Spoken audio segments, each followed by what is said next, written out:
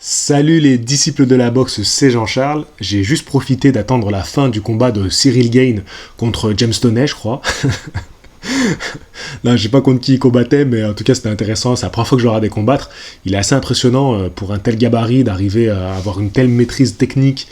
Il a un bon jeu de jambes. Non, il est très agréable à regarder, même en anglaise. Enfin, c'est un peu surtout ça que je regarde quand même. Donc voilà.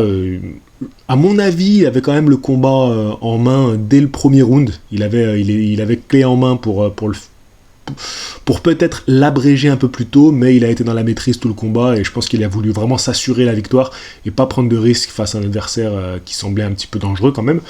Mais voilà, belle performance de Cyril Gane. Mais je suis pas là pour vous parler de ça. J'en ai profité pour regarder les deux parce que ça se passait en même temps. Et donc Canelo qui combattait Yildirim.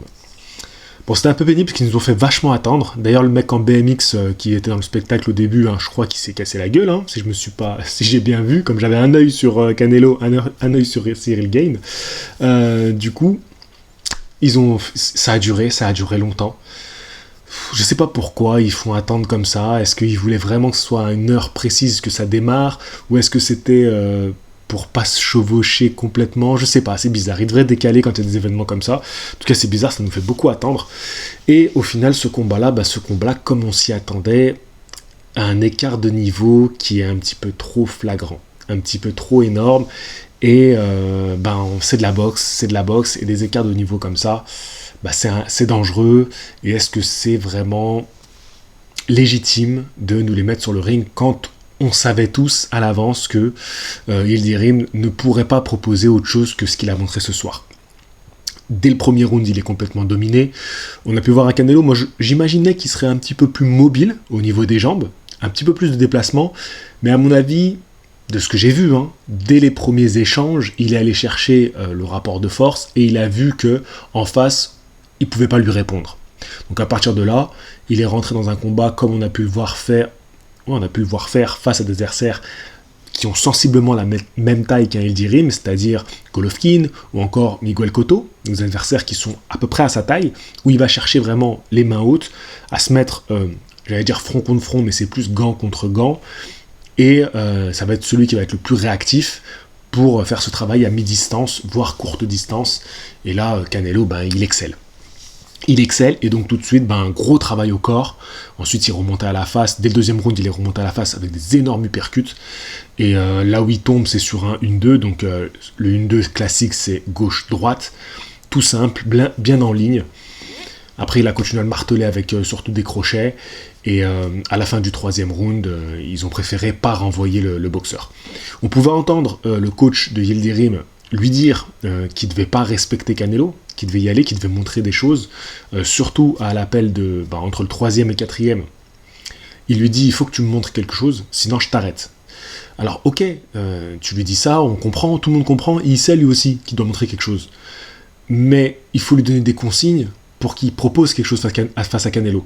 On voit bien que c'est un adversaire qui n'est pas capable de travailler avec son bras avant. C'est difficile de faire des constructions d'attaque si tu n'es même pas capable de placer déjà ton bras avant, ce qui est la base. Regardez tous les boxeurs qui travaillent à distance, à mi-distance, à courte distance.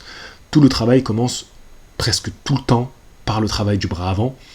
Regardez ne serait-ce que les combinaisons de Mike Tyson, qui vient travailler vraiment à courte distance de près. Ça commence toujours avec le bras avant, qui ensuite, on va voir s'enchaîner tous les coups qui faisaient la panoplie de Mike. Bien sûr, je prends le meilleur exemple, mais c'est pour vous donner un petit peu l'exemple que tout le monde aura en tête. Donc c'est difficile de voir que déjà, il n'est même pas capable de commencer à placer ce bras avant pour construire des attaques. Derrière, en termes de puissance, il était incapable de répondre à Canelo, et il était bien sûr pris de vitesse. En plus de ça, défensivement, c'était trop pauvre, parce que bien sûr, tu gardes les mains bien hautes, tu es ferme. Mais regardez la puissance de Canelo. La puissance de Canelo est si énorme que t'as beau avoir les mains bien vissées, les coudes bien serrés, il te met deux coups, le deuxième, le premier il explose ta garde, le deuxième il explose ta tête.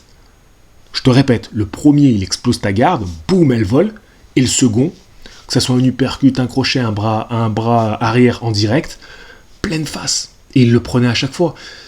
Et si défensivement t'es pas capable de faire des pas de retrait, te déplacer, faire des mouvements de tête pour accompagner les coups, faire des parades, des accès, tu te prends tout ça dans la face, et quand tu es face à un mec comme Canelo qui est hyper puissant, tu finis les rounds complètement détruits. Et c'est ce qui est arrivé. Tu vois bien à son visage, à la fin du troisième, quand il regarde son coach, dire ouais d'accord, tu veux que je te montre quelque chose, mais je sais pas quoi faire. Je suis face à un mec qui est 6 niveaux au-dessus de moi. Voilà. Et il me domine sur tous les tableaux. Donc c'est compliqué, tu vois, c'est compliqué d'aller à la guerre contre lui. Parce que ça va trop vite, ça tape trop fort, défensivement il est imprenable, j'arrive à peine à le toucher et il est jamais surpris par mes coups, donc c'est compliqué. Donc voilà, c'est vrai que en tant que coach, tu dois quand même pouvoir proposer quelque chose à ton boxeur. Bien sûr, comme je vous le dis à chaque fois, c'est plus facile à dire pour moi ici, mais vous voyez, je veux pas être non plus trop méchant avec Yildirim parce que c'était pas un adversaire au niveau de Canelo. Voilà, donc on peut pas se montrer exigeant dans notre critique quand on voit un tel écart de niveau. C'est comme si tu avais des enfants qui jouaient contre le PSG. Tu peux pas dire aux gosses, vous avez été nuls, vous avez été ridicules, vous avez pas montré d'envie dans ce match. Ouais, mais bon, t'as des gosses face à le PSG. Alors, ça va peut-être paraître dur ce que je dis, mais c'est vraiment ce qu'on avait sur le ring. On avait vraiment trop de classes d'écart. Est-ce que... Bon, si on peut dire qu'il est quand même au niveau mondial chez les poids super moyens, Yildirim, mais voilà. Et quand j'entendais des gens qui me disaient t'oses parler d'Mbili contre Yildirim, je suis désolé, mais oui, Mbili, il est largement aujourd'hui au niveau pour commencer à aller chatouiller des mecs comme ça, mais largement. Donc, enlevez-vous la crotte que vous avez dans les yeux et regardez un petit peu la réalité du ring. Canelo, c'est une classe à part. On parle du mec le meilleur aujourd'hui de notre génération. Voilà. Donc voilà un petit peu comment je pourrais décortiquer ce combat-là. J'espère que j'ai pas été trop sévère dans mon analyse. En tout cas, c'est pas ce que j'ai voulu faire. Je voulais plutôt être réaliste en fait. Ensuite, il y a des gens qui m'ont dit oui, mais c'est un combat obligatoire pour Canelo avec la WBC. Non. C'est la WBC et Canelo, ils sont copains comme cochons. Donc vous inquiétez pas que si Canelo il avait pas envie de faire ce combat, il le faisait pas. Et en plus de ça, même s'il était obligé, Canelo se fout de la ceinture. Il s'en fout. Il peut très bien la lâcher et aller demain taper à une porte pour en avoir une autre. Il l'avait déjà fait à l'époque quand il avait gagné sa ceinture contre Miguel Cotto et qu'il l'avait laissé pour retourner dans la catégorie inférieure pour éviter d'avoir à justement défendre son titre contre Golovkin. Donc Canelo il s'en fout de ça. Il s'en fout complètement. Et la WBC, ils vont pas embêter Canelo plus que ça. Ils lui font des propositions et ils s'arrangent. Là, on est à un niveau où, croyez-moi, les fédés, comme les grands champions comme ça, font ce qu'ils veulent. Après, peut-être que c'est que mon interprétation, peut-être que Canelo est tenu par je ne sais quoi, mais ça m'étonnerait. Donc voilà un peu mon avis. En tout cas, Canelo qui est impeccable. Encore une fois, une maîtrise exceptionnelle. Je veux dire, tout est à... J'avais envie de le revoir, limite le combat dès qu'il s'est terminé. Je me suis dit, je vais me remettre les 3 rounds. Tout est exceptionnel, voilà, c'est un combat impeccable, il n'y a rien à dire. Voilà, il met le pressing tout de suite, il voit qu'il est au-dessus, il met le pressing suffisamment pour abréger le combat le plus rapidement possible. Il ne le fait pas traîner un peu comme a fait un Cyril Gane, parce que c'est bien justement d'avoir les deux comparatifs. Lui, il n'a pas fait traîner, il a vu tout de suite qu'il était au-dessus. Je suis au-dessus, j'y vais et je le fais exploser. Donc voilà. Je crois que finalement j'ai quand même parlé plus que ce que j'imaginais. N'hésitez pas à activer le petit bouton rejoindre de la chaîne. Vous paierez 2 € par mois et moi ça m'aidera à pouvoir continuer mon travail avec cette chaîne YouTube. Et c'est génial si vous faites ça. Voilà, donc merci à tous ceux qui l'ont fait. Et puis voilà, je vous dis à très bientôt. Je suis en train de travailler sur les prochaines vidéos.